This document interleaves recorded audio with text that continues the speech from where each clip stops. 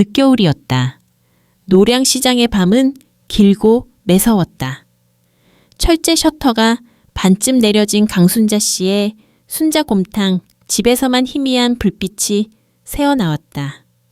사방이 어둠에 잠긴 시장 골목에 순자 씨가 끓여낸 곰탕의 뽀얀 김이 홀로 피어오르고 있었다. 그것은 마치 잊혀진 시장의 마지막 숨결 같았다. 순자 씨는 이른을 바라보는 나이였다. 그녀는 아픈 무릎을 주무르며 마지막 손님이 놓고 간 숟가락을 집어들었다. 아들 민호가 집을 나간 지 10년 숟가락을 닦을 때마다 그녀는 혹시나 민호가 돌아와 밥을 먹을까 싶어 습관처럼 국그릇을 하나 더 챙겨 놓았다. 오늘은 끝이다. 썰렁하네. 순자 씨는 혼잣말을 중얼거렸다. 그녀는 낡은 앞치마를 벗어걸고 가게 문을 닫으려는 참이었다. 그 순간 하늘이 무너져 내릴 듯 폭우가 쏟아졌다. 겨울비는 차갑고 인정이 없었다. 순자 씨는 빗소리가 너무 거세어 문을 다시 닫으려 할 때 이상한 소리를 들었다. 빗소리 사이를 뚫고 희미하게 들려오는 짐승의 헐떡거림 같은 소리. 그녀는 불안한 마음으로 낡은 미닫이 문을 열었다. 가게 바로 옆 생선가게 쓰레기 더미 근처에 시커먼 물체가 웅크리고 있었다. 처음엔 덩치 큰 개라고 생각했다. 그러나 자세히 보니 그것은 사람이었다. 키가 크고 덩치가 좋은 젊은 남자. 온몸이 빗물에 젖어 있었고 흙과 피로 뒤섞여 악취를 풍기고 있었다. 순자 씨의 심장이 쿵 내려앉았다. 그녀는 폭력배들을 혐오했다. 민호를 나쁜 길로 끌어들인 것도 저런 부류의 인간들이었으니까. 그녀는 도망치고 싶었다. 이 불행에 엮이고 싶지 않았다. 하지만 그녀의 발은 움직이지 않았다. 그 남자의 축 늘어진 자세, 그리고 빗물에 씻겨나가면서도 여전히 선명한 붉은 피의 흔적. 그는 살아있는 것이 아니라 죽어가고 있었다. 순자 씨는 혐오와 모성 사이에서 망설였다. 결국 어머니로서의 본능이 이겼다. 에휴, 미친 노인네. 순자 씨는 스스로를 욕하며 우산을 내려놓고 남자에게 다가갔다. 그녀는 온 힘을 다해 남자를 뒤집었다. 빛이 희미하게 그의 얼굴을 비쳤다. 거칠고 날카로운 턱선, 그리고 뺨부터 쇄골까지 길게 찢어진 무시무시한 흉터. 숨이 멎을 듯한 공포가 그녀를 덮쳤다. 이 남자는 분명 보통 사람이 아니었다. 순자 씨는 떨리는 목소리로 중얼거렸다. 넌 누구니? 남자는 의식이 없었다. 하지만 그의 입술은 파르르 떨리며 미세하게 속삭였다. 추워? 단 2글자였다. 그 나지막하고 가느다란 목소리가 순자 씨의 마음을 후벼 팠다. 그녀의 아픔과 겹쳐졌다. 그녀는 주저하지 않았다. 죽으려면 곱게 죽지. 왜 하필 내 가게 앞에서 이 난리야. 재수없게. 순자 씨는 악을 쓰듯 소리치며 그 무거운 남자를 끌어안았다. 젖은 솜처럼 무거운 몸을 낑낑대며 가게 안으로 끌어들였다. 낡은 문턱에 무릎이 걸려 넘어질 뻔했지만 그녀는 이를 악물었다. 쿵! 가게 안 따뜻한 온돌 바닥에 남자를 눕혔다. 남자의 몸에서 흘러나온 빗물과 피가 흰 타일 바닥에 축축축하게 얼룩졌다. 순자 씨는 숨을 헐떡였다. 그녀는 짐승을 상대하듯 그를 거칠게 다루었지만 손길은 조심스러웠다. 그녀는 구급 상자를 가져와 상처를 소독하고 거즈를 붙였다. 그녀는 수십 년 동안 거칠게 살아온 민호의 상처를 치료해준 경험으로 이 모든 일을 기계적으로 해냈다. 그녀는 남자의 젖은 검은 가죽 재킷을 벗겨냈다. 드러난 팔뚝에는 선명한 용 문신과 함께 오래된 칼자국, 새로운 상처들이 얽히고 설켜 있었다. 저절로 미간이 찌푸려졌지만 그녀는 내색하지 않았다. 순자 씨는 모든 처치를 끝낸 후 부엌으로 향했다. 그녀는 다시 가스불을 켜고 솥에 든 곰탕을 휘저었다. 깊고 뽀얀 국물이 그녀의 마음을 진정시켰다. 그녀는 커다란 국자로 곰탕을 한 그릇 가득 퍼서 소금과 후추만 살짝 넣었다. 파나 다른 고명은 넣지 않았다. 배가 고프고 몸이 상한 사람에게는 깔끔한 국물 한 그릇이 약보다 더 낫다는 것을 그녀는 알았다. 곰탕 한 그릇과 갓 지은 흰쌀밥 한 공기를 쟁반에 담아 남자의 옆에 내려놓았다. 곰탕의 뜨거운 김이 남자의 핏기 없는 얼굴을 부드럽게 감쌌다. 그때 남자가 천천히 눈을 떴다. 그의 눈은 깊고 어두웠다. 낯선 곳에서 깨어난 맹수처럼 경계심이 가득했다. 그의 몸은 순식간에 긴장했고 그는 본능적으로 몸을 뒤로 물렸다. 그는 주위를 둘러보며 주변에 무기가 될 만한 것을 찾았다. 순자 씨는 나무 주걱을 탁 소리나게 내려놓으며 말했다. 앉아. 독약 같은 거 없어. 죽기 싫으면 먹어. 밥값은 해야 할 거 아니야. 그녀의 말투는 퉁명스러웠지만 목소리에는 미묘한 떨림이 있었다. 남자는 순자 씨를 쳐다보았다. 그리고 곰탕을 쳐다보았다. 그의 코끝을 자극하는 진한 국물 냄새. 며칠을 굶었는지 그의 위장이 격렬하게 수축했다. 그의 이성은 견고했지만 몸은 생존을 갈망했다. 남자는 떨리는 손으로 숟가락을 집어들었다. 그는 밥을 국물에 말아 개걸스럽게 퍼 먹었다. 뜨거운 국물에 입천장을 대었지만 그는 멈추지 않았다. 그는 흡입하듯 곰탕을 들이마셨다.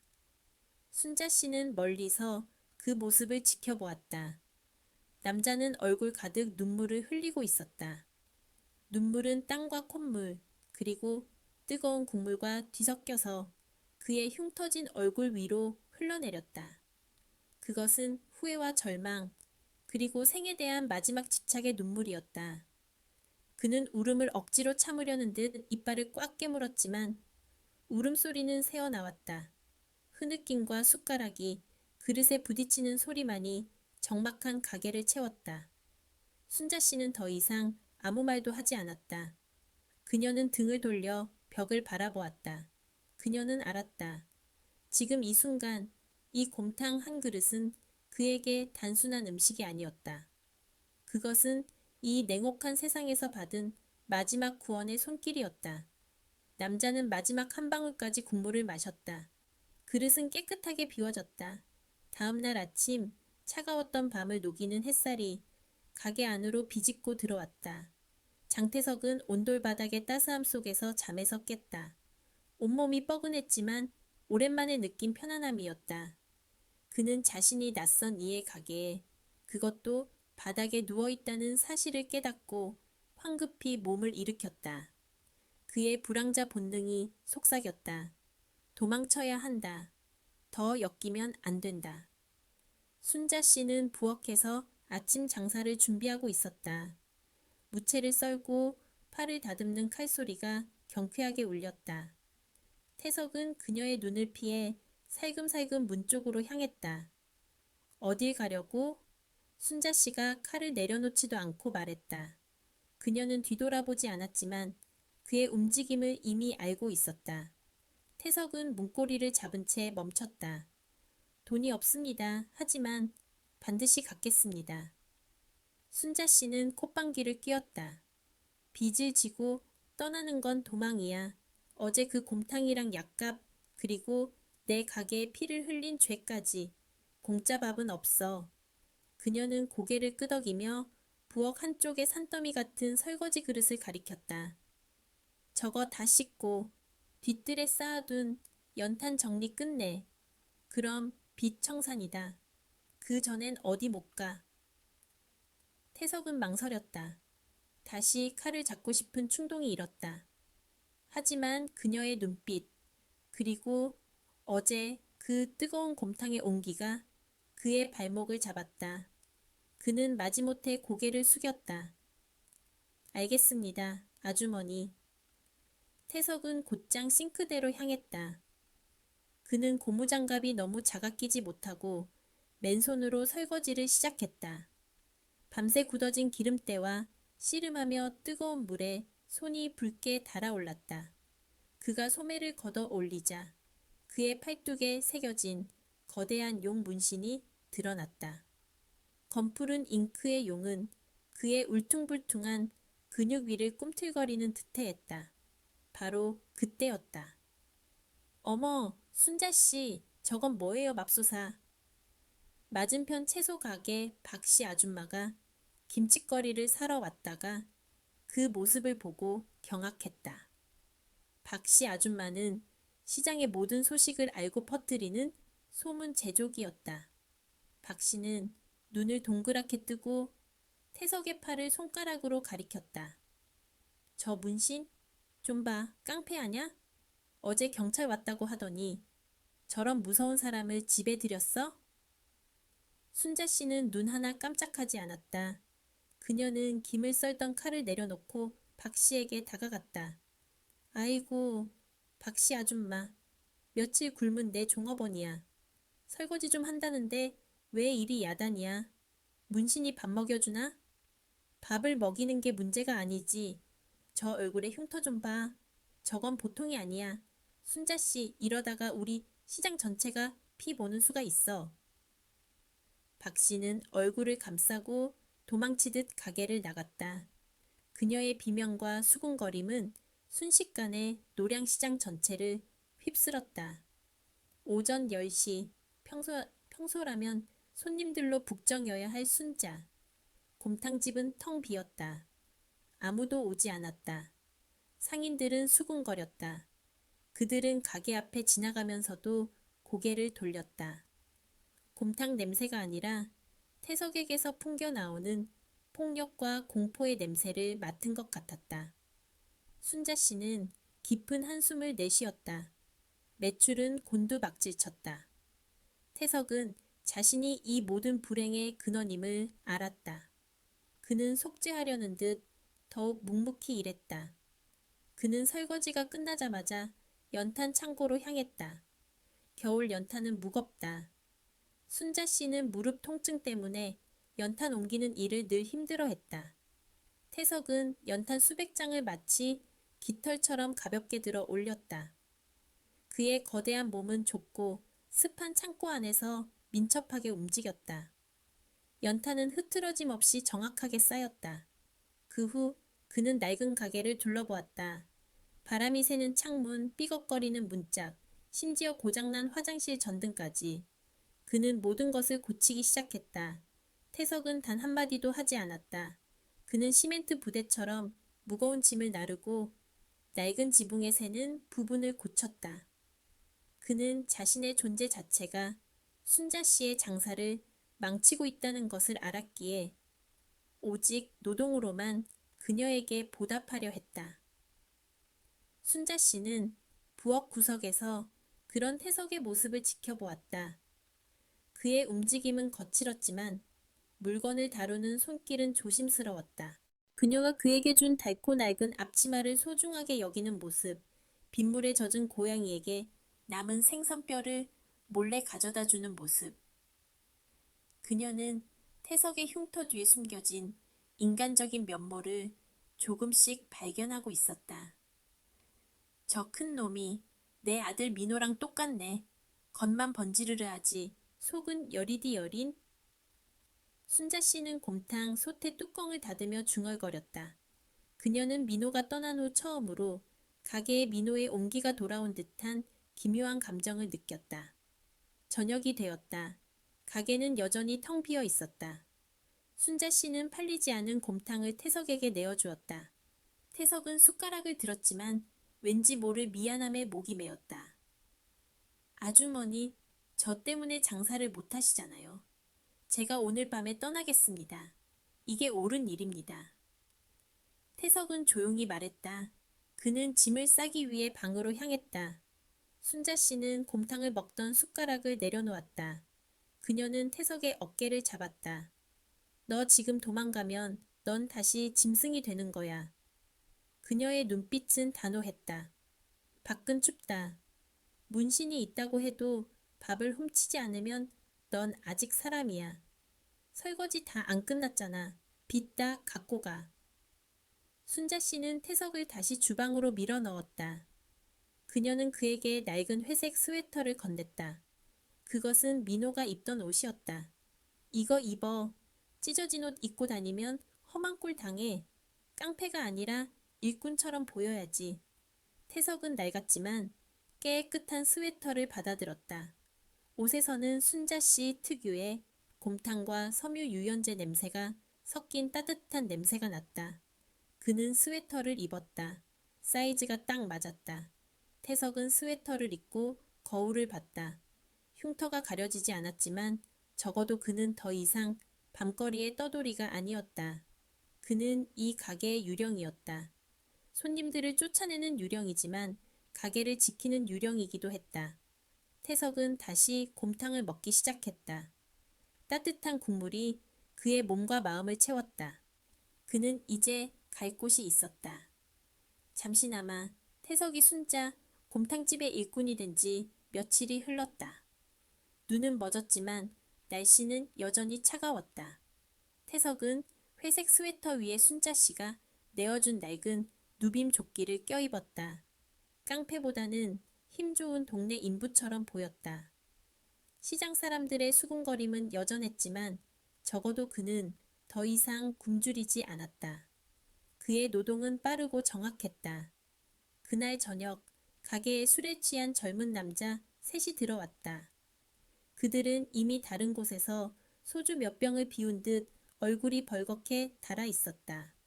아줌마, 곰탕 3그릇, 고기 많이 줘. 빨리 안 내면 뒤엎을 수도 있어.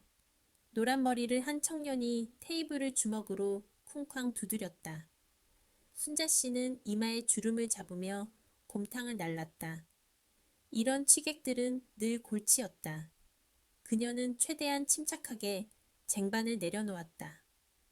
여보게들, 술은 곱게 마셔야지. 뜨거우니 조심하고. 뭐야, 이 국물 차가운데? 아줌마, 우리 거지로 보여? 국물 좀 제대로 끓여. 노란 머리 청년은 곰탕 그릇을 탁 소리가 나게 밀쳤다. 국물이 튀어 순자 씨의 팔뚝에 닿았다. 그녀는 순간적으로 아픔에 이를 악물었다. 아야, 이봐 자네들. 취했으면 집에 가. 여긴 술집이 아니야. 순자 씨가 버럭 소리쳤지만 청년은 오히려 코웃음을 쳤다. 그는 테이블을 잡고 일어서며 순자 씨에게 몸을 기울였다. 이 낡은 가게를 부숴버리기 전에 조용히 해. 안 그러면... 바로 그때 거대한 그림자가 테이블 위로 드리워졌다. 태석이었다. 그는 부엌에서 설거지를 하다 말고 젖은 고무장갑을 벗어 던지고 나왔다. 그의 눈빛은 어제와 달랐다. 늑대의 눈이었다. 야생의 잔혹함이 그대로 담긴 죽음을 응시하는 듯한 차가운 시선. 태석은 아무 말도 하지 않았다. 그는 그저 노란 머리 청년의 어깨를 붙잡았을 뿐이었다. 그의 소나기에 잡힌 청년의 어깨뼈가 으스러지는 듯한 고통을 느꼈다. 노란 머리는 태석의 흉터와 눈빛을 마주하자마자 순간적으로 모든 취기가 달아났다. 그는 본능적으로 알았다. 이 사람은 보통의 깡패가 아니다. 태석은 어깨에 힘을 준 채 나지막하지만 귓가에 박히는 목소리로 속삭였다. 나가. 다시 이 가게에 발들이지 마. 단 한 번만 더 이 여자를 건드리면 그땐 뼈도 못 추릴 줄 알아. 협박이나 분노가 아니었다. 그것은 차라리 경고였다. 그의 눈빛은 싸움이 아니라 처형을 말하고 있었다. 태석은 힘을 풀었다. 청년은 주저앉을 뻔했다가 간신히 몸을 지탱했다. 그는 친구들을 데리고 황급히 가게를 빠져나갔다. 그들은 계산도 잊고 도망쳤다. 순자 씨는 숨을 헐떡이며 태석을 바라보았다. 그녀는 그의 잔혹한 힘에 압도당했지만 동시에 그가 자신을 보호했다는 사실에 가슴이 먹먹했다. 태석아, 너 왜 또 싸우려 했니? 싸움은 안 된다고 했잖아. 순자 씨는 걱정스러운 목소리로 말했다. 태석은 고개를 숙였다. 죄송합니다, 아주머니. 폭력은 쓰지 않았습니다. 약속했습니다. 약속. 그래, 되했다. 들어가서 설거지 마저 해. 순자 씨는 태석을 지나쳐 부엌으로 들어갔다. 그녀는 알고 있었다. 태석이 그저 겉모습만 험악한 것이 아니라 깊은 어둠을 안고 있다는 것을. 하지만 그녀는 그 어둠을 받아들이기로 했다. 늦은 밤, 순자 씨가 가게 문을 닫고 방으로 들어가기 전이었다. 태석은 항상 그렇듯 가게 구석 테이블에 앉아 있었다. 그는 지친 듯 깊은 숨을 내쉬었다. 그리고 주머니에서 낡은 가죽 지갑을 꺼냈다. 그는 그 안에서 빛바랜 흑백 사진 한 장을 꺼내 조심스럽게 어루만졌다. 순자 씨는 그에게 따뜻한 숭늉 한 그릇을 가져다 주려다 멈췄다. 그녀는 태석이 사진을 소중하게 다루는 모습에 마음이 쓰였다. 뭐 보고 있니, 태석아? 순자 씨가 조용히 물었다. 태석은 화들짝 놀라 사진을 지갑 속으로 감추었다. 그의 표정은 경계심으로 가득 찼다. 아닙니다. 그냥 옛날 친구 사진입니다. 친구? 사이가 좋아 보이는구나. 얼굴이 많이 상한 걸 보니 그 친구도 고생했나 보네. 손자 씨는 노안 때문에 사진 속 인물의 얼굴을 자세히 볼 수는 없었다. 그저 두 젊은 남자가 나란히 서 있는 희미한 모습만 보일 뿐이었다.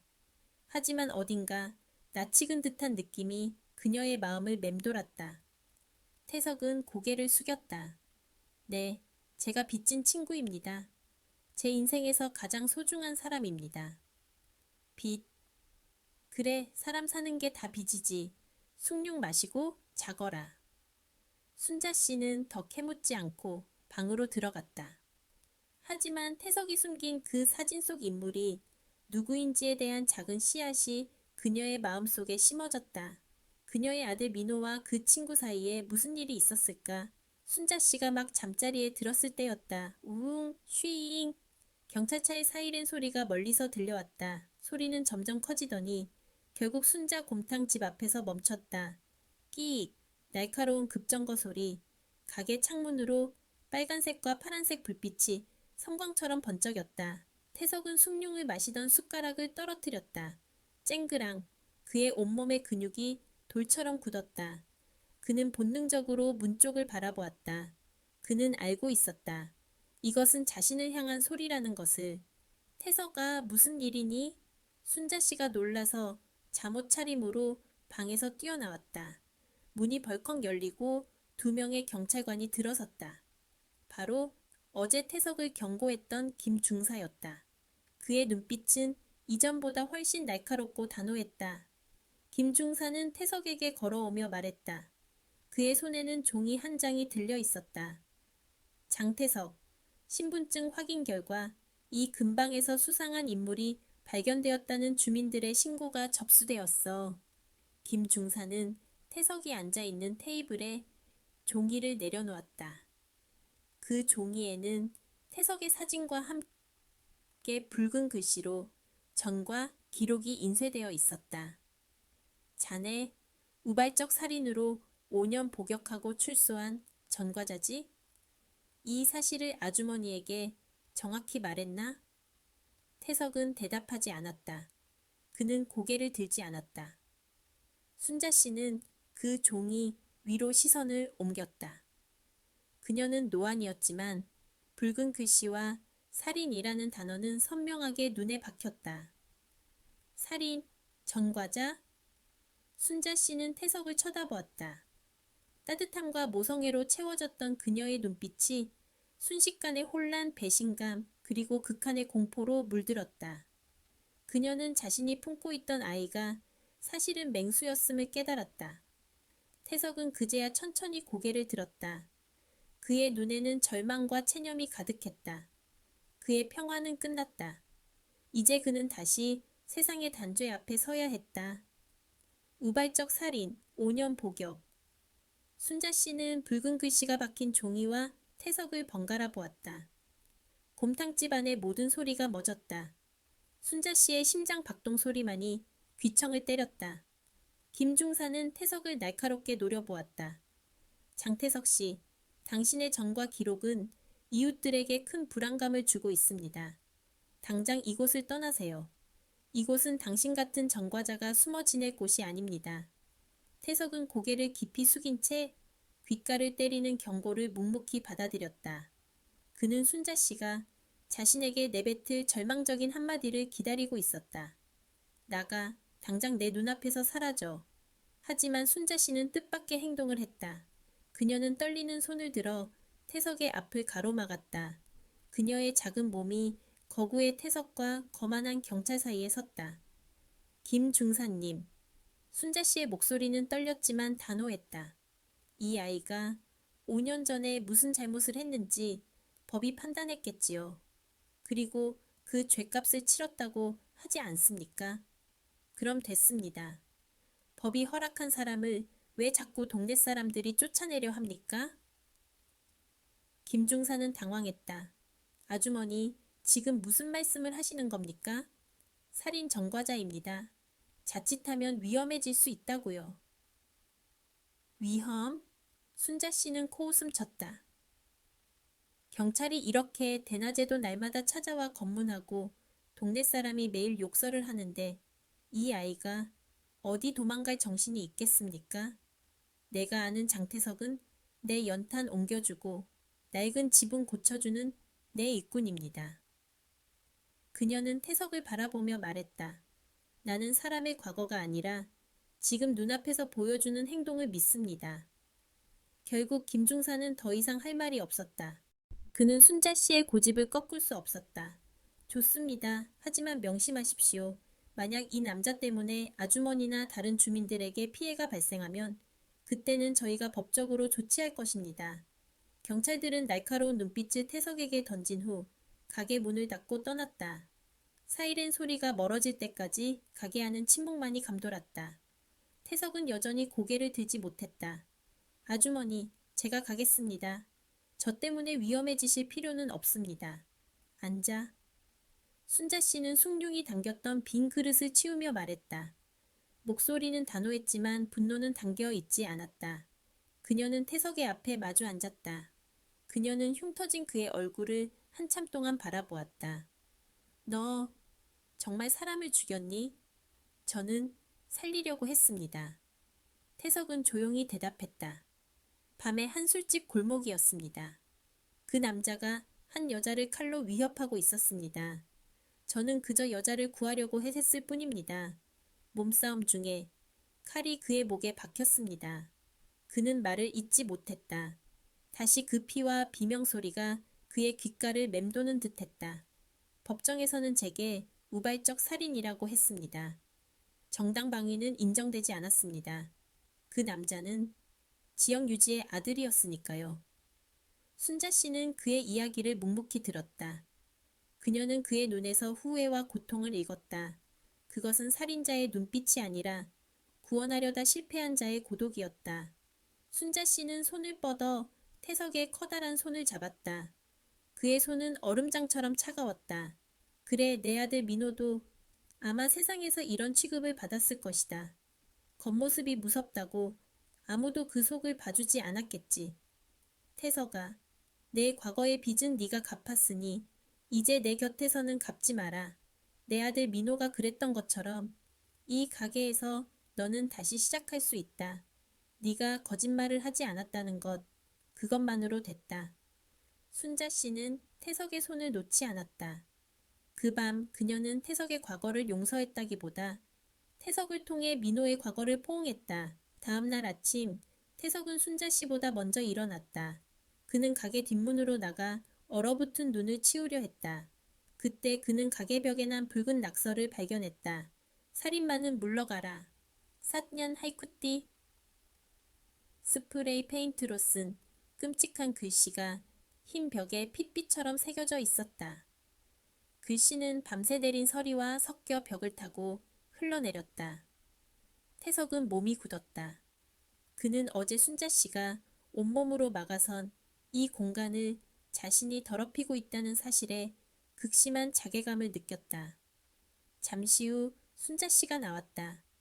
그녀는 낙서를 보고 잠시 멈췄지만 이내 침착함을 되찾았다. 그녀는 부엌으로 가서 양동이에 찬물을 받아왔다. 비켜, 태서가. 순자 씨는 낡은 소를 들고 벽에 대고 힘껏 문지르기 시작했다. 추운 날씨에 찬물로 벽을 닦아내자 그녀의 손은 금세 붉게 얼었다. 아주머니, 제가 하겠습니다. 손 놓으세요. 태석은 그녀의 손에서 소를 빼앗으려 했지만 순자 씨는 고집스럽게 소를 놓지 않았다. 아니다. 이건 내가 지워야 해. 내 가게, 내 아들을 욕보이는 건 내가 막아야지. 순자 씨는 헉헉거리면서도 붉은 글씨를 지웠다. 그녀는 단지 페인트를 지우는 것이 아니라 세상의 편견과 싸우고 있는 듯했다. 태석은 더 이상 막지 못하고 옆에서 마른 걸레로 물기를 닦아냈다. 낙서는 쉽게 지워지지 않았다. 마치 세상의 비난처럼 끈질기게 얼룩을 남겼다. 그날도 가게는 텅 비었다. 시장 상인들은 순자 씨를 동정했지만 감히 태석을 마주할 용기는 없었다. 순자 곰탕집은 시장의 금지구역이 되었다. 태석은 텅 빈 가게에서 끊임없이 일했다. 그는 곰탕을 끓이고 설거지를 하고 가게 곳곳을 고쳤다. 그는 노동으로 자신의 죄를 씻으려 했다. 점심시간이 되자 태석은 순자 씨에게 조용히 말했다. 아주머니, 죄송하지만 제가 떠나야겠습니다. 뭐라고? 순자 씨가 놀라서 그를 바라보았다. 어제부터 오늘까지 단 한 명의 손님도 없었습니다. 제가 여기 있으면 아주머니 가게는 망합니다. 저 때문에 아주머니의 평생 터전이 무너지는 건 볼 수 없습니다. 그래서 너는 어디로 가려고? 다시 다리 밑으로 아니면 다시 칼을 들고 거리를 떠돌려고? 순자 씨가 매섭게 다그쳤다. 태석은 눈물을 글썽이며 고개를 저었다. 아닙니다. 저는 제가 할 수 있는 다른 일을 찾겠습니다. 아주머니께 돈을 보내드리겠습니다. 꼭 반드시. 순자 씨는 태석의 눈을 들여다보았다. 그녀는 그의 눈에서 진심을 보았다. 그는 자신을 희생해서라도 그녀를 지키려 하고 있었다. 순자 씨는 갑자기 태석의 뺨을 세게 때렸다. 찰싹. 태석은 고개를 돌렸다. 뺨이 화끈거렸다. 정신 차려. 민호가 그랬어. 너처럼 나를 버리고 떠났어. 네가 가면 나는 또 10년을 더 기다려야 해. 너 지금 나한테 빚을 갚는다고 하지만 결국 나를 혼자 두는 거야? 순자 씨는 울부짖었다. 그녀의 눈물은 태석의 뺨 위로 흩뿌려졌다. 나는 네 과거가 아니라 네가 나를 떠나는 것이 무섭다. 이놈아. 이 곰탕집이 망해도 괜찮아. 나는 네가 내 곁에 있으면 돼. 순자 씨는 태석의 회색 스웨터를 꽉 움켜쥐었다. 가지 마라, 태석아. 너는 살인자가 아니다. 너는 내 아들이다. 네 몫의 밥은 내가 먹이겠다. 내 곁에 있어다오. 태석은 그 자리에 무너져 내렸다. 그는 순자 씨를 껴안고 오랫동안 울었다. 그의 뺨에는 순자 씨의 손자국과 눈물이 선명하게 남아 있었다. 순자 씨는 태석의 머리를 쓰다듬었다. 자, 이제 그만 울고 가서 연탄 좀 더 가져와. 오늘은 우리 둘이서 곰탕을 아주 진하게 끓여서 먹자. 아무도 안 먹어도 돼. 그녀는 태석을 일으켜 세웠다. 세상은 그들을 외면했지만 그들은 서로를 붙잡았다. 이 곰탕집은 이제 증오의 공간이 아닌 외로운 두 영혼이 서로의 상처를 치유하는 피난처가 되었다. 일주일이 더 흘렀다. 순자 곰탕집의 일상은 기묘한 평화 속에 갇혀 있었다. 순자 씨와 태석은 여전히 아침 일찍 일어나 커다란 솥에 곰탕을 가득 끓였다. 김은 평소처럼 무럭무럭 피어올랐고 고소한 냄새는 시장 골목을 떠돌았다. 하지만 손님은 오지 않았다. 시장 상인들은 여전히 순자 씨를 동정했지만 태석의 살인 전과라는 그림자 때문에 가게 문턱을 넘지 못했다. 순자 씨는 곰탕을 매일 끓였고 태석은 매일 팔리지 않은 곰탕으로 배를 채웠다. 이 국물 좀 봐라. 이렇게 진국인데.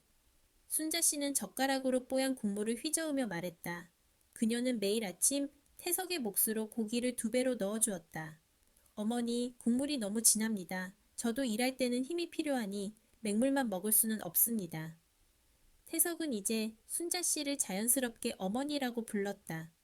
그 호칭은 처음에는 어색했지만 이제는 두 사람 사이에 무언의 약속처럼 굳어졌다. 태석은 순자 씨의 주름진 얼굴에 드리워진 걱정을 읽었다. 매일 끓여야 하는 곰탕의 재료비가 그들의 남은 자금을 조금씩 갉아먹고 있었다. 이 상태로 2달을 버티기 힘들었다. 태석은 노동으로 그 빚을 갚으려 했다. 그는 하루 종일 쉬지 않았다. 가게 청소, 연탄 나르기는 물론이고 순자 씨의 고질적인 무릎 통증 때문에 엄두를 내지 못했던 시장 구석구석의 무거운 일까지 도맡아 했다. 그러던 어느 날 오후 시장 어물전에서 소란이 일어났다. 생선 상인들이 막 내린 화로 상자를 지게로 옮기던 중 지게끈이 끊어지면서 수백 킬로그램에 달하는 얼음 상자가 미끄러져 떨어졌다. 상자는 맞은편 생선 상인의 머리 위로 떨어지기 직전이었다. 악, 피해요. 비명소리가 시장 전체에 울려 퍼졌다. 시장 사람들은 경악하며 쳐다보았지만 아무도 움직일 수 없었다. 얼음과 생선이 뒤섞인 상자는 거대한 흉기처럼 보였다. 그 순간 태석이 나타났다. 그는 순자 곰탕집 뒷문에서 연탄재를 비우다가 소리를 들었다. 태석은 전속력으로 달려가 상자가 바닥에 닿기 직전 그의 거대한 몸을 상자 밑으로 밀어 넣었다. 쾅! 상자의 무게가 태석의 등과 어깨 위로 쏟아졌다. 일반 사람이라면 뼈가 부러질 충격이었다. 하지만 태석은 과거 지하 격투기장에서 단련된 짐승 같은 근육으로 그 충격을 고스란히 받아냈다. 그의 얼굴이 고통으로 일그러졌지만 그는 쓰러지지 않았다. 괜찮으세요? 그는 상자를 지탱한 채 위협당했던 상인에게 물었다. 그의 목소리는 묵직하고 낮았다. 상인들은 넋을 잃고 그를 바라보았다. 박씨 아줌마도 멀리서 이 광경을 목격했다. 태석은 상자를 조심스럽게 옆으로 내려놓고 그 자리를 떠났다. 그는 돈을 받지도 고맙다는 인사를 기다리지도 않았다. 그는 조용히 곰탕집으로 돌아왔다. 그의 등은 얼음물에 젖어 있었고 그는 상처를 감추기 위해 허리를 굽혔다. 저놈, 살인마인 줄 알았더니 괴물이네. 아니야, 살인마가 아니라 힘이 너무 센 일꾼이야. 저 흉터가 사실은 사람 살리다가 난 거 아냐? 시장 상인들의 수군거림은 그날 이후 미묘하게 바뀌었다. 혐오가 사라진 것은 아니었지만 공포의 경이로움이 섞이기 시작했다. 그날 저녁 순자 씨는 태석이 등 뒤를 만지며 고통스러워하는 것을 눈치챘다. 하지만 그는 굳이 말하지 않았다. 태석이 연탄 창고에 낡은 선반을 고치러 나간 사이 순자 씨는 가게 안에 오래된 물건들을 정리하기 시작했다. 그녀는 태석에게 부담을 주지 않기 위해 스스로 쓰레기를 치우려 했다. 그녀는 가게 구석의 낡은 나무 상자 안에서 먼지 묻은 물건들을 발견했다. 그것들은 이미 10년 전 아들 민호가 사용하던 물건들이었다. 낡은 권투 글러브, 담배 냄새가 밴 낡은 가죽 지갑. 지갑 속에서 순자 씨는 녹슨 은색 라이터 하나를 발견했다. 그녀의 심장이 멎는 듯했다. 라이터 표면에는 민호의 필체로 작게 새겨진 문구가 있었다. MH2Y@ 08.59022X. 순자 씨는 며칠 전 태석이 사진을 꺼내보며 중얼거리던 소리를 떠올렸다. YS라는 이름. 그가 가장 소중히 여기는 빚진 친구. YS, 네가 태석이니? 순자 씨는 라이터를 손에 쥐고 떨었다. 그녀는 혼란스러웠다. 민호는 태석에게 라이터를 선물했고 태석은 민호의 사진을 갖고 있었다. 그들은 단순한 친구 사이가 아니었다. 민호는 왜 살인 전과자와 깊은 우정을 나누었을까? 순자 씨는 결심했다. 그녀는 태석의 비밀을 완전히 알아내야 했다. 그것만이 그녀의 불안을 잠재울 수 있었다. 그녀는 태석의 낡은 누빔 조끼가 걸려 있는 곳으로 조심스럽게 걸어갔다. 그녀는 주머니 속에서 태석의 낡은 가죽 지갑을 발견했다. 그녀는 잠시 망설였지만 떨리는 손으로 지갑을 열었다. 그 안에는 빛바랜 흑백 사진이 들어 있었다. 두 젊은 남자가 환하게 웃고 있는 사진. 순자 씨는 노안으로 흐릿하게 보이는 사진을 코앞까지 가져갔다. 그녀의 손이 경련했다. 사진 속 태석 옆에 서 있는 야윈 얼굴의 청년. 짧은 머리, 죽은 깨, 그리고 세상에서 가장 해맑은 미소를 지닌 남자. 민호, 순자 씨의 아들 강민호였다. 민호야, 내 아들. 그녀는 울부짖지도 못했다. 고통이 너무 커서 목소리조차 나오지 않았다. 그녀는 사진 뒤를 황급히 돌려보았다. 민호의 서툰 필체로 쓰인 문구가 눈에 들어왔다. 태석아, 어머니께는 따뜻한 곰탕을 대신 드려. 너는 꼭 살아남아. 내 인생까지 살아야 해. 에메, 내 인생까지 살아야 해. 순자 씨는 그 문구를 읽는 순간 모든 퍼즐이 맞춰졌다. 태석이 왜 흉터를 가리려 했는지, 왜 그가 살인이라는 오명에도 불구하고 이 가게를 떠나지 못했는지, 왜 민호가 떠나고 10년이 지나도록 돌아오지 않았는지. 민호는 죽었다. 민호는 이미 태석의 손에 자신의 마지막 숨결과 약속을 맡기고 떠난 것이었다. 태석은 빚을 갚는 것이 아니라 죽은 친구의 마지막 유언을 지키고 있던 것이다. 순자 씨의 가슴이 찢어졌다. 아들에 대한 그리움, 태석에 대한 미안함, 그리고 아들이 겪었을 고통에 대한 분노가 뒤섞였다. 그녀는 태석이 이 모든 비밀을 홀로 감당해왔다는 사실에 눈물 지었다.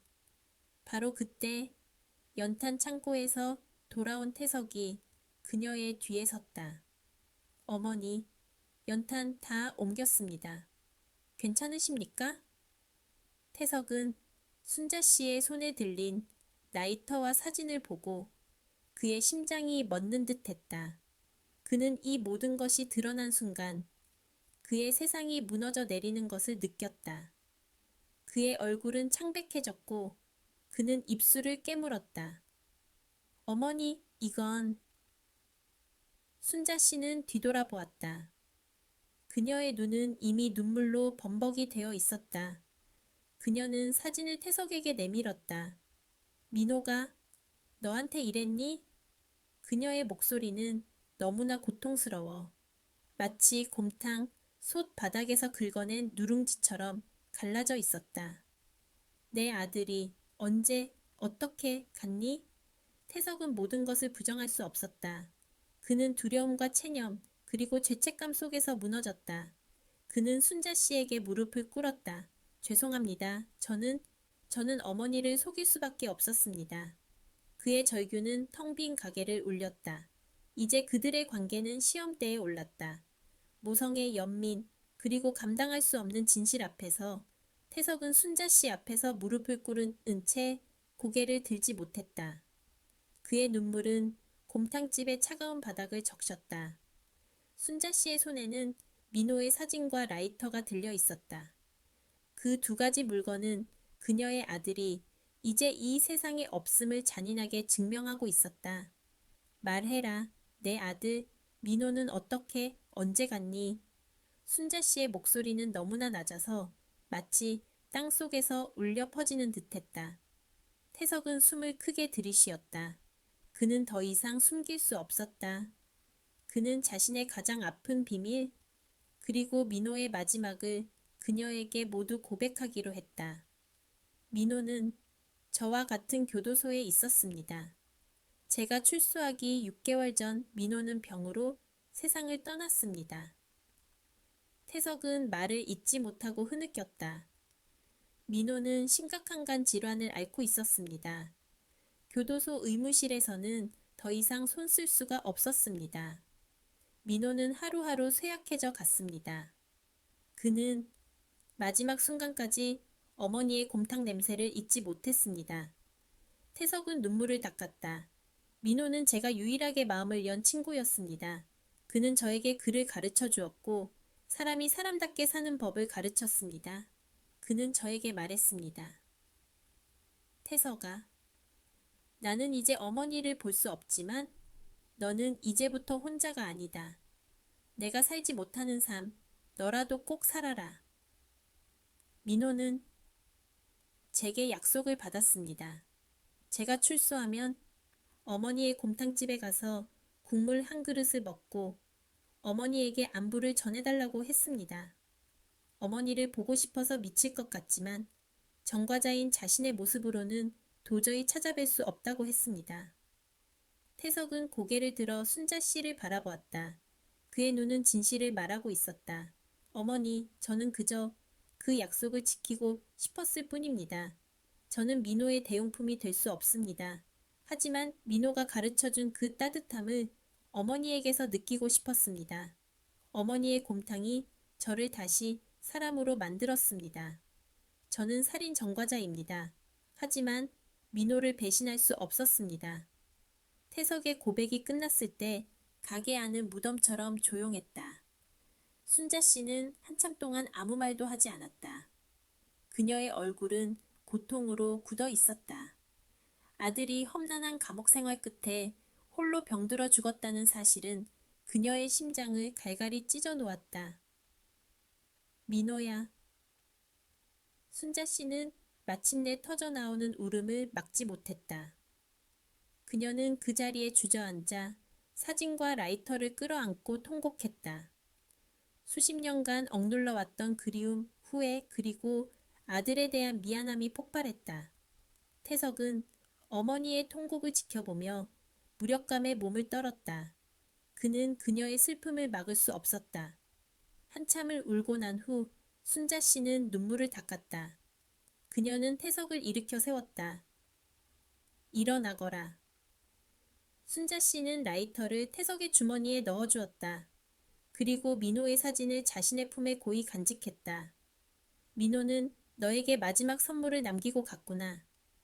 그녀는 슬픔을 억누른 채 태석의 뺨을 어루만졌다. 태석의 흉터 위로 그녀의 따뜻한 눈물이 흘러내렸다.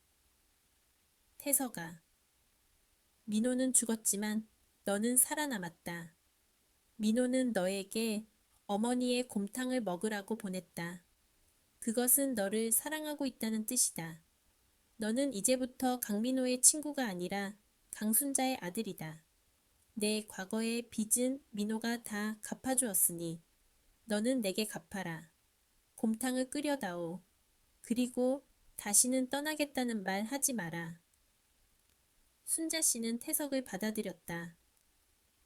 슬픔을 통해 그녀는 아들의 죽음과 태석의 삶을 하나로 엮었다. 태석은 이제 그녀의 잃어버린 아들의 영혼을 이어받은 새로운 희망이었다.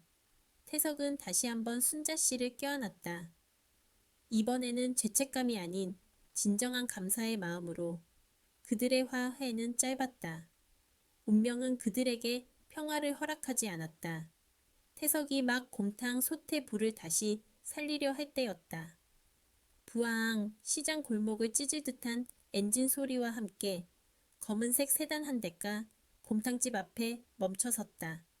고급차는 이 낡은 시장 풍경과는 전혀 어울리지 않았다.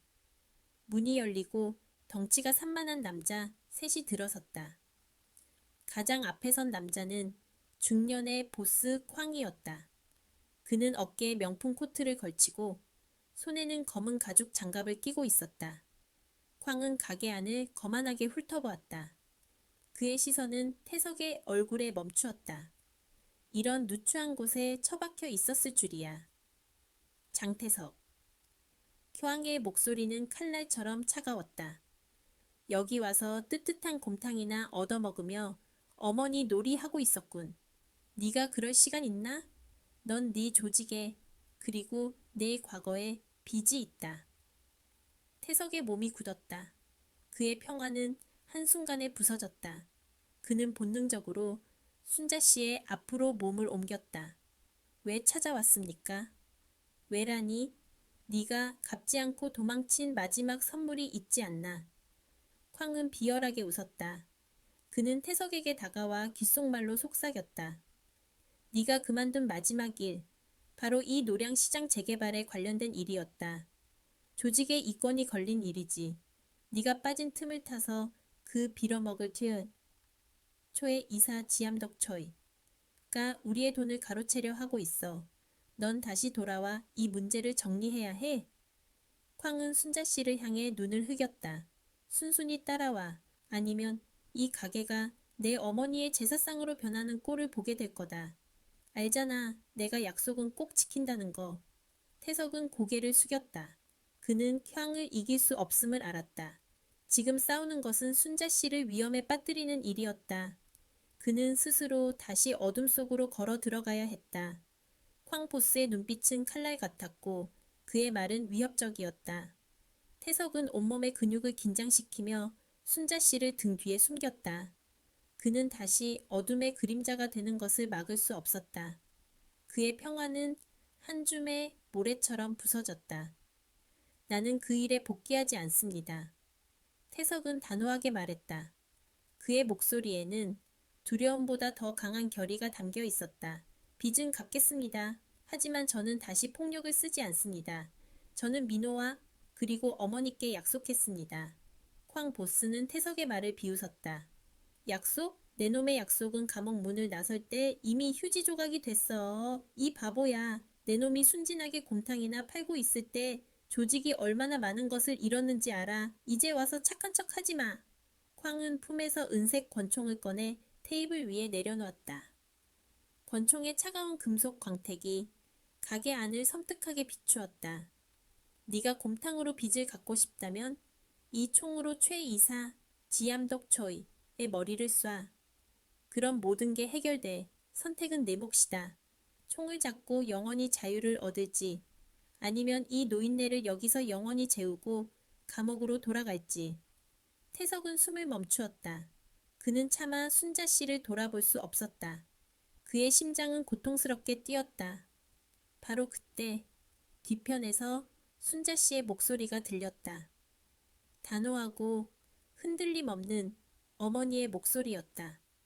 그 총 치워, 당장. 순자 씨는 낡은 잠옷차림, 그대로 그들 앞에 나섰다. 그녀는 큐앙 보스와 그의 수하들을 똑바로 노려보았다. 그녀의 눈에는 눈물도 공포도 없었다. 오직 아들을 지키겠다는 결연한 의지만이 빛났다. 쾅은 다시 나타난 노파를 보고 잠시 당황했다. 그는 킬킬 웃으며 말했다. 아이고, 순자 아주머니, 어쩌자고 또 나오셨어요? 이 일은 조직의 문제입니다. 곰탕으로 해결될 일이 아니라고요. 조직? 개소리 하지 마라. 순자 씨는 쾅의 말에 아랑곳하지 않고 태석이 방금 전까지 지키던 곰탕 소트로 향했다. 그녀는 커다란 국자로 곰탕을 가득 퍼서 김이 펄펄 나는 채로 쾅 보스가 총을 놓았던 테이블 위에 놓았다. 너는 내 놈이 누군지 잊은 것 같구나. 순자 씨는 쾅에게 곰탕을 내밀었다. 이건 네가 쫓아내려는 이 시장의 곰탕이다. 이 국물 한 그릇에는 내 놈 같은 악마가 모르는 정직한 노동과 인간의 정칭이 담겨 있어. 네가 인간이라면 이 곰탕을 마셔라. 네가 여전히 짐승이라면 이 총으로 나를 쏴라. 나는 내 아들을 다시 어둠 속으로 보내느니 차라리 여기서 죽겠다. 그녀의 목소리는 떨리지 않았다. 그녀는 자신의 삶과 아들의 희망을 곰탕 한 그릇에 걸었다. 쾅 보스는 태어나서 이런 종류의 대치 상황은 처음 겪어봤을 것이다. 그는 수많은 칼과 총을 상대해봤지만 한 노파에 끓는 곰탕 앞에서는 속수무책이었다. 그는 곰탕의 뜨거운 김과 순자 씨의 매서운 눈빛 사이에서 잠시 망설였다. 결국 쾅은 웃음을 멈추고 표정을 굳혔다. 그는 손을 흔들어 부하들에게 물러나라고 지시했다. 알겠다. 아주머니의 용기에 감동했소. 코앙은 다시 총을 집어넣었다. 그는 순자 씨의 곰탕에는 손대지 않았다. 그는 태석에게 다가갔다. 내 어머니가 널 살렸다? 태석아. 하지만 빚은 갚아야지. 내 조건대로 나는 내 힘을 원한다. 폭력이 아니어도 좋다. 내 머리, 내 기술을 써서 최 이사를 처리해 조직의 이권을 지켜. 내게 사흘을 주마. 사흘 안에 돌아오지 않거나 이 일을 망치면 그때는 네 어머니의 목숨은 물론 이 시장 전체가 불바다가 될 거다. 알겠지? 태석은 고개를 숙였다. 알겠습니다. 사흘 안에 돌아오겠습니다. 순자 씨는 태석을 붙잡았다. 태석아, 안 돼. 어머니, 괜찮습니다. 제가 해결해야 합니다. 저 때문에 어머니를 위험에 빠뜨릴 수는 없습니다. 저는 반드시 돌아오겠습니다. 태석은 순자 씨의 손을 잡고 놓지 않았다. 그는 그녀의 손등에 입을 맞추었다. 그것은 작별의 키스였고 돌아오겠다는 약속이었다. 순자 씨는 눈물을 참으며 품속에서 민호의 라이터를 꺼냈다. 그녀는 라이터를 태석의 커다란 손에 쥐어주었다. 이것을 가져가거라. 민호의 유일한 유품이다. 이걸 볼 때마다 기억해. 너는 혼자가 아니라는 것을. 너는 내 아들이다. 어떤 유혹이 있어도 칼을 들지 마라. 네가 이 곰탕집으로 돌아오는 길은 오직 빛으로 가득해야 한다. 태석은 라이터를 꽉 움켜쥐었다. 금속의 차가움 속에 민호의 약속과 순자 씨의 사랑이 담겨 있었다. 네, 어머니 반드시 돌아와서 이 곰탕을 함께 먹겠습니다. 태석은 다시 한번 순자 씨를 껴안은 후 쾅과 그의 부하들을 따라 나섰다. 그는 망설임 없이 검은색 세단에 올라탔다. 그는 자신이 다시 어둠 속으로 걸어 들어가고 있다는 것을 알았다. 하지만 이번에는 목적이 있었다. 지켜야 할 가족이 있었다. 차는 굉음을 내며 시장 골목을 빠져나갔다. 순자 씨는 가게 문 앞에 서서 차가 완전히 사라질 때까지 지켜보았다. 그녀는 돌아와 테이블 위를 보았다. 곰탕은 여전히 김을 내고 있었다. 순자 씨는 곰탕을 한 숟가락 떠서 입에 넣었다. 이 국물이 식으면 안 되는데. 그녀는 중얼거렸다. 그녀는 다시 부엌으로 들어가 곰탕 솥에 물을 더하고 불을 지폈다. 그녀는 잠들지 않았다. 그녀는 아들이 돌아올 때까지 곰탕을 끓여야 했다. 태석을 태운 검은색 세단은 차가운 밤거리를 질주했다. 태석은 뒷좌석에 앉아 주머니 속 민호의 라이터를 꽉 쥐었다. 라이터의 차가운 감촉이 그의 흔들리는 마음을 다잡아 주었다. 폭력은 쓰지 않는다. 빛으로 돌아간다. 쾅 보스의 아지트는 버려진 공장지대에 있었다. 삭막하고 어두운 공간은 태석이 떠나왔던 과거의 세계 그대로였다. 쾅은 태석에게 임무를 설명했다. 최 이사는 조직의 돈을 빼돌려 이 노량 시장 땅을 헐값에 매입하려 했어. 그는 시장 상인들을 괴롭혀서 땅을 포기하게 만들고 그 위에 자기 이름으로 거대한 복합 상가를 지으려 해. 우리의 목표는 단순해. 그를 이 시장에서 영원히 치워버리는 것. 쾅은 태석에게 총을 건넸다. 내 놈의 실력은 안다. 조용하고 깨끗하게 처리해. 최 이사가 사라지면 이 땅의 이권은 다시 조직의 것이 된다. 태석은 총을 받지 않았다. 그는 단호하게 총을 밀어냈다. 총은 쓰지 않겠습니다. 저는 다른 방식으로 문제를 해결하겠습니다. 뭐? 네가 감히 나한테 명령해? 내 놈이 무슨 변호사라도 되는 줄 알아? 쾅이 분노하여 으르렁거렸다. 저는 싸움꾼이었지만 이 세계의 룰은 잘 압니다. 조직은 폭력이 아니라 돈과 명예로 움직입니다. 최 이사는 시장 사람들을 겁박하는 쓰레기입니다. 하지만 저는 그를 경찰이나 조직의 손이 닿지 않는 곳에서 영원히 제거할 수 있습니다. 태석은 쾌왕에게 최 이사에 대한 모든 자료를 요구했다. 그는 꼬박 이틀 밤을 새워 쾌왕의 아지트에서 최 이사의 부패와 관련된 서류들을 뒤졌다. 태석은 더 이상 주먹이 아니었다.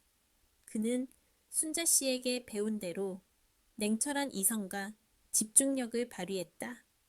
태석은 최 이사가 조직의 돈을 횡령하고 불법적인 정치 로비에 사용한 결정적인 증거를 발견했다. 뿐만 아니라 최 이사가 과거 순자 씨의 아들 민호와 엮였던 조직의 비밀 거래 장부까지 찾아냈다. 이 장부는 최 이사가 시장 땅을 차지하기 위해 쾅의 경쟁 조직과 은밀히 손잡았다는 증거였다. 태석은 이 증거가 쾅 보스에게도 치명적일 수 있음을 알았다. 하지만 그는 망설이지 않았다. 그의 목표는 쾅의 복수가 아니라 시장의 평화와 순자 씨의 안전이었다. 사흘째 되는 날 밤, 태석은 기왕과 함께 최 이사를 만나러 갔다. 장소는 서울의 한 고급 룸살롱이었다. 최 이사는 태석을 보고 비웃었다. 아이고, 깡패 새끼들이 결국 이런 옛날 방식밖에 모르지. 자네가 나를 칼로 찌르기라도 할 건가? 희왕은 잔인하게 웃으며 태석에게 신호를 보냈다. 태석아, 내 실력을 보여줘라. 태석은 천천히 최 이사에게 다가갔다. 최 이사와 쾅은 주먹질이나 총격이 벌어질 것이라 예상했다. 하지만 태석은 주먹 대신 오래된 서류철을 테이블 위에 내려놓았다. 최 이사님, 저는 주먹 대신 증거를 가져왔습니다. 태석은 최 이사의 횡령 장부 사본과 불법 로비 명단을 펼쳐 보였다. 이것은 최 이사님이 지난 5년간 조직의 돈을 빼돌린 기록입니다. 그리고 이 명단은 최 이사님이 태왕보스의 경쟁 조직과 손잡고 시장 이권을 탈취하려 했다는 증거입니다. 최 이사의 얼굴은 흑빛으로 변했다. 이놈이 감히. 쾅 보스 역시 얼굴이 굳었다. 태석이 경쟁 조직과 관련된 기밀 서류까지 알고 있다는 사실에 충격을 받았다. 태석은 마지막 한 장의 서류를 꺼냈다. 그것은 최 이사가 시장 상인들에게 불법적으로 강요와 협박을 일삼았다는 증언이 담긴 공증된 진술서 사본이었다. 최 이사님, 당신은 여기서 저를 죽이거나 기왕 보스에게 죽임을 당할 수도 있습니다. 하지만 저는 당신에게 더 나은 길을 제시합니다. 이 모든 증거를 검찰에 제출하고 당신이 이 시장 재개발에서 완전히 손을 떼겠다고 발표하십시오. 당신은 감옥에 가겠지만 적어도 조직의 복수는 피할 수 있습니다. 쾅 보스는 조직의 이권만 지키면 됩니다. 살인 없이 시장도 구원받고 당신의 목숨도 건질 수 있습니다. 최 이사는 테이블 위에 놓인 증거와 쾅의 살기 어린 눈빛 사이에서 갈등했다.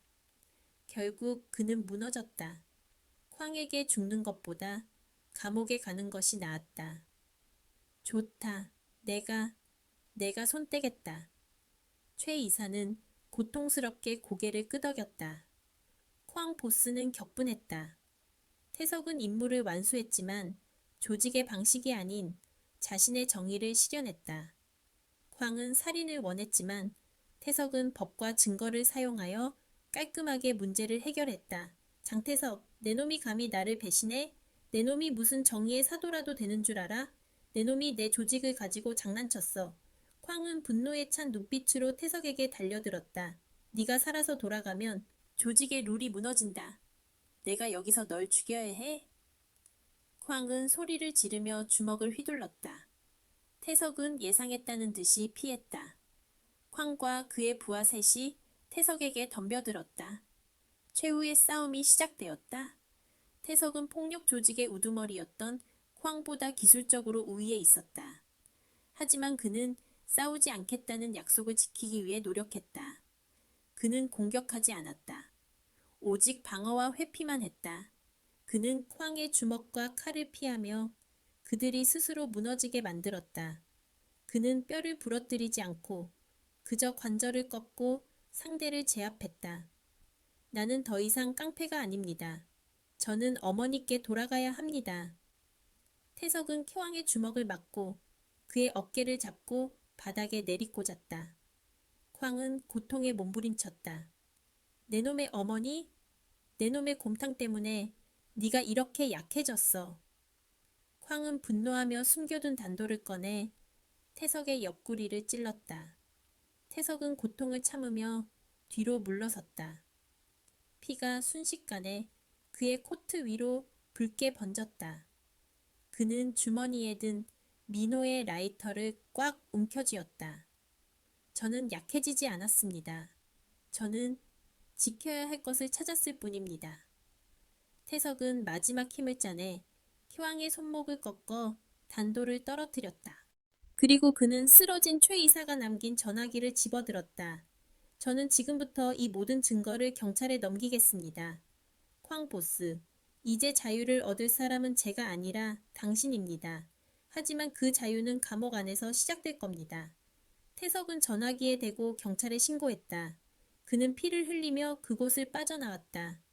임무는 완수되었다. 시장은 구원받았다. 큐왕은 체포될 것이다. 태석은 자유를 얻었지만 그 대가는 또 다른 상처와 피였다. 그는 몸을 끌고 오직 한 곳만을 향해 걸었다. 곰탕 냄새가 나는 어머니가 기다리는 곳. 장태석은 피를 흘리며 걸었다.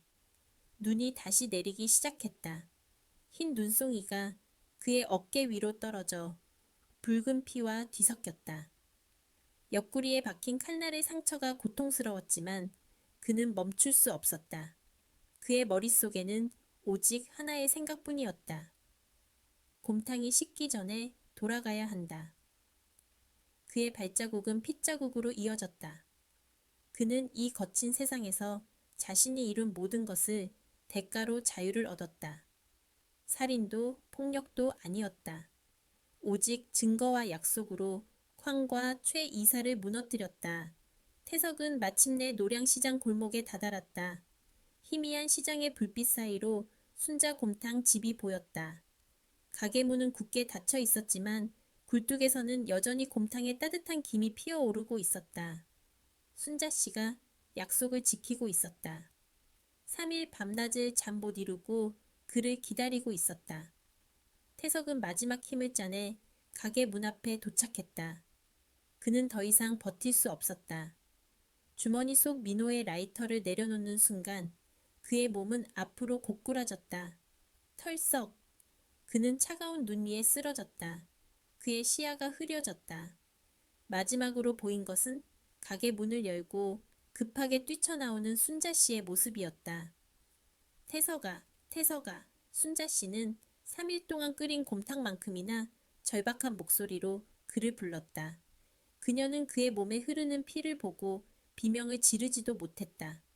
그녀는 이미 아들의 죽음으로 단련된 어머니였다. 그녀의 얼굴은 창백했지만 손은 떨리지 않았다. 그녀는 시장 상인들에게 도움을 요청하는 대신 익숙한 손놀림으로 태석을 가게 안으로 끌어당겼다. 그녀는 그의 옆구리에서 흐르는 피를 멈추게 해야 했다. 정신 차려, 이 녀석아. 곰탕 식었잖아. 죽으려면 곰탕이라도 마시고 죽어. 순자 씨는 태석을 온돌바닥에 눕히고 급하게 상처를 소독했다. 그녀는 능숙하게 칼에 찔린 상처를 지혈하고 꿰매기 시작했다. 민호가 어렸을 때 주먹 싸움을 하고 왔을 때마다 해왔던 일이었다. 그때보다 상황이 훨씬 심각했지만 그녀는 무서워하지 않았다. 너는 죽으면 안 된다. 네가 죽으면 내 아들 민호가 2번 죽는 거나 마찬가지야. 안 돼. 순자 씨는 피 묻은 가위와 실을 내려놓고 곰탕을 한 국자 가득 퍼왔다. 그녀는 태석의 입술에 뜨거운 국물을 조심스럽게 흘려 넣었다. 태석은 흐릿한 의식 속에서 그 뜨거운 맛을 느꼈다. 짠맛과 구수한 맛, 그것은 생명이었다. 곰탕의 따뜻함이 그의 몸속으로 퍼져나갔다. 며칠 후 태석은 순자 씨의 간호 덕분에 기적적으로 의식을 되찾았다.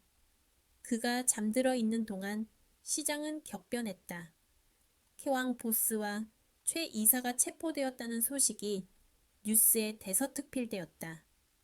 태석이 제출한 증거는 경찰을 움직였고 시장 재개발을 둘러싼 부패는 만천에 드러났다. 시장은 구원받았다. 시장의 상인들은 순자 곰탕 집 앞에서 웅성거렸다. 그들은 더 이상 태석을 살인마라고 부르지 않았다. 그들은 그를 영궁이라고 불렀다. 상처 입은 몸으로 악당을 물리치고 시장을 구해낸 흉터진 얼굴의 수호신 박씨 아줌마는 눈물을 글썽이며 순자 씨에게 사과했다. 순자 씨, 제가 얼마나 큰 오해를 했는지 민호군의 친구가 그런 대단한 사람이었다니. 태석이 깨어났을 때 순자 씨는 그의 곁을 지키고 있었다. 그녀는 태석의 손을 잡고 있었다. 어머니, 태석은 나지막이 불렀다. 괜찮니? 몸은 좀 어떠니? 순자 씨는 그의 뺨에 얼굴을 비볐다. 네, 저는 이제 괜찮습니다. 죄송합니다. 또다시 어머니께 걱정을 끼쳐드렸습니다. 순자 씨는 고개를 저었다. 아니다. 너는 네가 할 일을 다 했다. 민호가 너에게 부탁했던 빚을 갚은 것이 아니라 너는 너 자신의 빚을 갚은 것이다. 그녀는 태석의 눈을 바라보았다. 민호의 목까지 살 필요는 없다, 태석아. 너는 그냥 너의 삶을 살아라. 이곳은 내 집이다. 나는 내 어머니다. 태석은 눈물을 흘렸다. 그는 이제 완전히 자유로웠다. 법적인 굴레에서도 과거의 빚에서도 심지어 민호의 그림자에서도 벗어났다. 그는 비로소 순자 씨의 아들 장태석으로 다시 태어났다. 1년 후 노량시장은 활기가 넘쳤다. 최 이사와 쾅 보스의 그림자가 사라지자 시장은 다시 사람들로 북적였다. 순자 곰탕집은 시장에서 가장 인기 있는 식당이 되었다. 가게는 깔끔하게 단장되었고 태석이 직접 만든 나무 간판이 걸려 있었다. 태석은 이제 곰탕집의 주방을 책임지는 사장님이었다. 그는 더 이상 흉터를 가리기 위해 스웨터를 입지 않았다. 그는 깨끗한 흰 조리복을 입고 머리를 단정하게 빗어 넘겼다. 그의 얼굴에는 여전히 흉터가 있었지만 그가 웃을 때마다 눈빛은 세상에서 가장 따뜻하게 빛났다. 사장님, 곰탕 특으로 2그릇 빨리 주세요. 네, 바로 나갑니다. 태석은 능숙하게 곰탕을 퍼냈다. 그의 움직임은 정확했고 곰탕을 담는 손길은 정성이 가득했다. 순자 씨는 계산대에 앉아 있었다. 그녀는 웃음을 감추지 못했다. 태석아, 곰탕을 이렇게나 빨리 팔면 내일 끓일 뼈가 모자라지 않겠니? 괜찮습니다, 어머니. 뼈가 모자라면 새벽에 제가 나가서 더 가져오겠습니다. 저는 힘이 좋지 않습니까? 태석은 빙긋 웃으며 순자 씨에게 다가와 이마에 입을 맞추었다. 태석은 손님 테이블에 곰탕 2그릇을 내려놓았다. 뽀얀 국물 위로 김이 피어올랐다. 그것은 단순한 곰탕이 아니었다. 그것은 용서, 수용, 그리고 새로운 삶의 시작이었다. 한 그릇의 곰탕이 한 남자의 과거를 씻어내고 한 노파의 외로운 삶에 다시 온기를 불어넣었다. 태석은 이제 더 이상 빚을 갚지 않았다. 그는 그저 매일 사랑하는 어머니를 위해 그리고 자신을 위해 가장 따뜻하고 진한 곰탕을 끓이고 있을 뿐이었다. 이야기는 태석이 곰탕을 배달하는 모습과 시장 사람들의 따뜻한 웃음소리를 배경으로 서서히 막을 내린다.